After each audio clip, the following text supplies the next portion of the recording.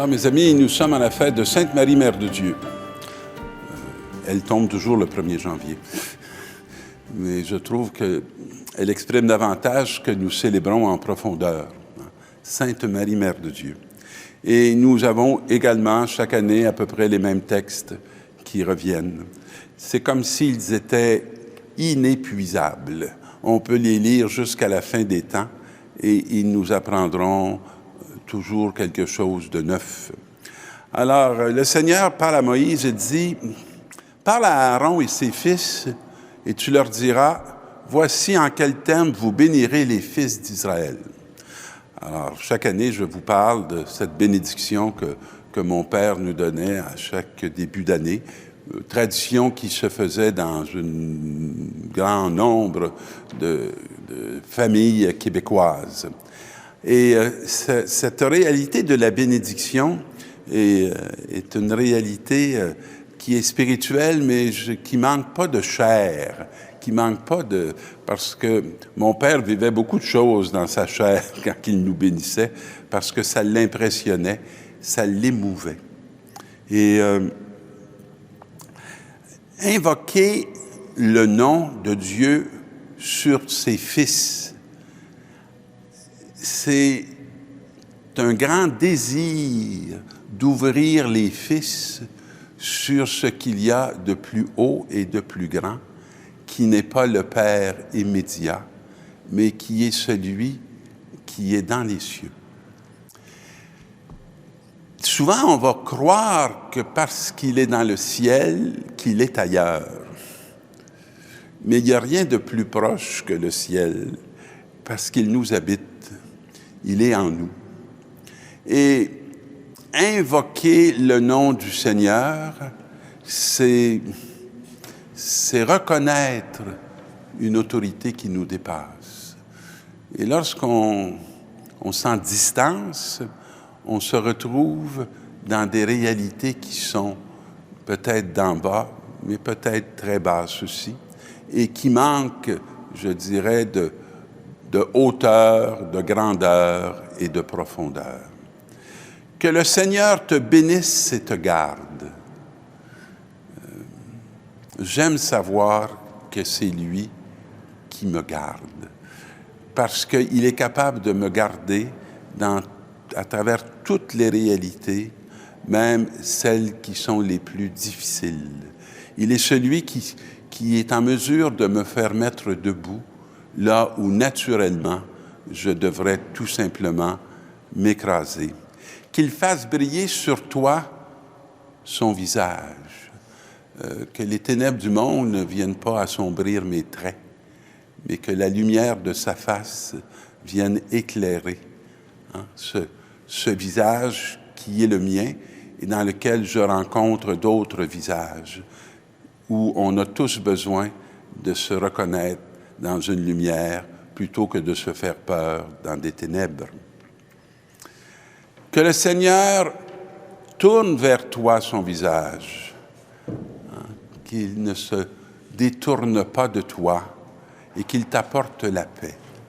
Parce que l'homme isolé, l'homme coupé, est condamné à la peur. Alors la bénédiction est un geste rempli de sens. Et lorsqu'on accepte d'une génération à l'autre de se le transmettre, c'est qu'on se partage ce que l'on a de plus précieux, qui est bien plus que de l'argent, ou bien plus qu'un amour passager, mais qui est de l'ordre d'une reconnaissance éternelle. On nous dit dans la deuxième lecture, « Lorsqu'est venue la plénitude des temps, Dieu a envoyé son Fils, né d'une femme et soumis à la loi de Moïse, afin de racheter ceux qui étaient soumis à la loi. » Alors, qu'est-ce que ça pourrait vouloir exprimer? Si je ne suis soumis qu'à la loi, je ne suis pas dans un rapport avec quelqu'un, mais je suis assujetti à une règle. C'est comme si j'étais plus un objet qu'un sujet. Alors, Jésus arrive dans cette condition humaine qui est la nôtre, où il est lui-même soumis à la loi de Moïse, pour racheter ceux qui sont dominés par cette loi, qui est une loi qui est pleine de sens, mais qui peut nous égarer si on ne la vit pas avec l'esprit de celui qui nous l'a donné. Et pour que nous soyons adoptés comme des fils. Alors, je ne sais pas si vous voyez le déplacement. Alors, on ne parle plus de se soumettre à une loi, mais qu'on soit adoptés comme des fils. Donc, qu'on devienne un sujet de relation, mais d'une relation où il y a profondément une reconnaissance. Et voici la preuve que vous êtes des fils. Dieu a envoyé l'Esprit de son Fils dans nos cœurs, et cet Esprit crie « Abba », c'est-à-dire « Père ». Alors, cette preuve, elle n'est pas mathématique. Cette preuve, je dirais, elle est amoureuse. Et quels sont les cris qui habitent nos cœurs? Si on entre et si on accueille ce rachat qui nous vient de la grâce de Jésus-Christ, notre cœur crie vers le Père. Et il n'y a plus d'esclaves. Un mot très fort. Mais des fils. Et quand je vois tous les esclavages de notre monde, quand je vois ceux qui peuvent même nous tenter, ceux dans lesquels on peut s'enfermer, d'entendre cette parole qui dit « Il n'y a plus d'esclavage, mais des fils, et les fils sont héritiers, eux aussi, c'est l'œuvre de Dieu. » Ça ne peut pas être une œuvre humaine. Je ne sais pas quel est l'héritage qu'on désire le plus, mais en ce qui me concerne, c'est celui que je préfère. Et je me réjouis de savoir qu'à cause de Jésus-Christ, je suis maintenant dans cet héritage. Et en ce temps-là, les bergers se hâtèrent d'aller à Bethléem pour découvrir Marie et Joseph avec le nouveau-né couché dans la mangeoire. Signe capital, puisque ça fait 2 dimanches que la liturgie nous le présente dans ces 2 temps, ces 2 jours fort significatifs de l'année. Et après avoir vu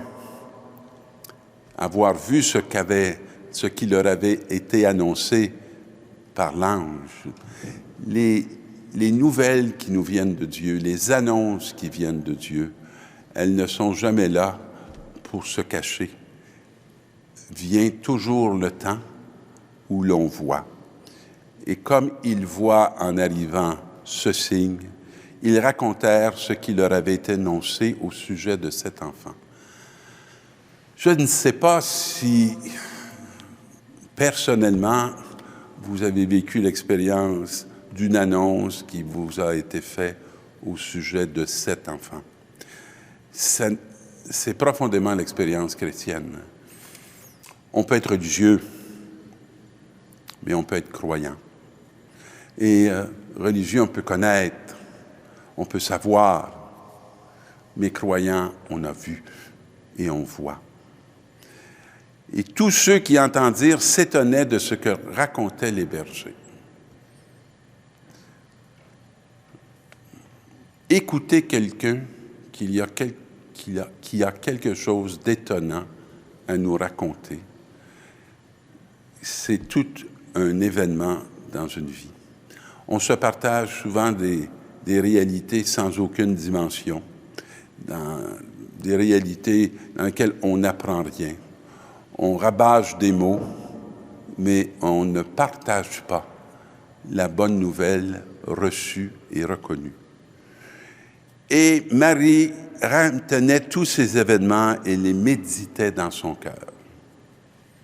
J'espère que vous avez des cœurs qui méditent, des cœurs qui ont des réalités à méditer, qui ont des rencontres à méditer, qui ont des paroles qui leur ont été partagées à méditer. Et ils glorifiaient Dieu et louaient Dieu pour tout ce qu'ils avaient entendu et vu. Et ces mots sont pour moi excessivement importants. Entendre et voir. C'est pas savoir, c'est entendre et voir. C'est pas juste connaître, c'est entendre et voir. Qu'est-ce qui résonne dans nos cœurs? Quand fut arrivé le 8e jour, celui de la circoncision, l'enfant reçut le nom de Jésus, et on voit qu'il continue dans cette tradition de Moïse, qu'il ne méprise pas, qui n'est pas insignifiante, mais qui est précédée, je dirais, d'une expérience profonde, qui donne tout un nouveau relief à ces gestes qui sont posés depuis des millénaires. Le nom que l'ange lui avait donné avant sa conception. Alors, je vous souhaite en cette année de pouvoir trouver le salut, parce que le nom de Jésus, c'est Dieu sauve, et ce nom et ce salut, il est quelque part tout près de vous, et il s'accomplit. Et moi, je vous bénis pour cette nouvelle année, au nom du Père et du Fils et du Saint-Esprit.